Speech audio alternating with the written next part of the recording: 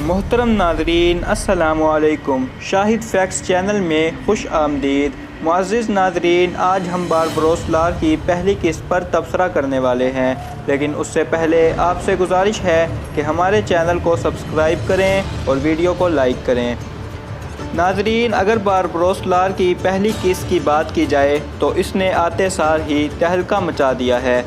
تو آئیے ہم اس ویڈیو میں باربروس لار کی پہلی قسط پر تبصرہ کرتے ہیں کہ اس کی پہلی قسط میں کون کون سی خاص باتیں ہیں، اور جانتے ہیں کہ ناظرین کے دلوں میں کس حد تک جگہ بنانے میں کامیاب ہوئی ہے۔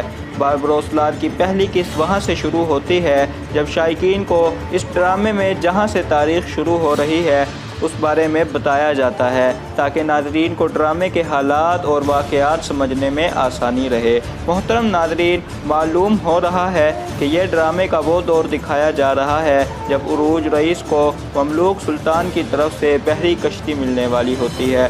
عروج رئیس کو ان کے جہاز کا عملہ عروج بابا کہہ کر پکارتا ہے، جبکہ عروج رئیس کے ساتھ ان کے چھوٹے بھائی الیاس رئیس کے کردار کی اگر بات کی جائے تو ایسا معلوم ہوتا ہے کہ وہ ایک دلیر اور انتہائی رحم مزاج کا لڑکا ہے۔ قسط دیکھ کر ایسا محسوس ہوا کہ عروج رئیس کا کردار ایسے شخص کا ہے جو سمندر کی محبت میں عشق کی حد تک مبتلا ہے، جبکہ ان کے سمندر کے عشق نے اپنے خاندان کے باقی افراد سے دور کر دیا۔ جبکہ بڑے بھائی اسحاق رئیس واقعتاً ایک بڑے بھائی کے انداز میں ہی نظر آئے، جو کہ والد کی طرح اپنے چھوٹے بھائیوں پر نظر رکھتے ہیں۔ سب سے چھوٹا بھائی الیاس ایک پرجوش اور جذباتی انسان ہے، جبکہ خضر رئیس ایک سلجھا ہوا متوازن سوچ رکھنے والا جنگجو نوجوان دکھایا گیا ہے، جو کسی بھی خطرے کا دلیری کے ساتھ سامنا کرنے کے لیے تیار رہتا ہے۔ ڈرامے کی کہانی میں دکھایا گیا ہے کہ چاروں بھائیوں کے دو گروپ بنے ہوئے ہیں، جس میں عروج رئیس کے ساتھ الیاس رئیس ہے، جبکہ خضر رئیس کے ساتھ اسحاق رئیس ہے۔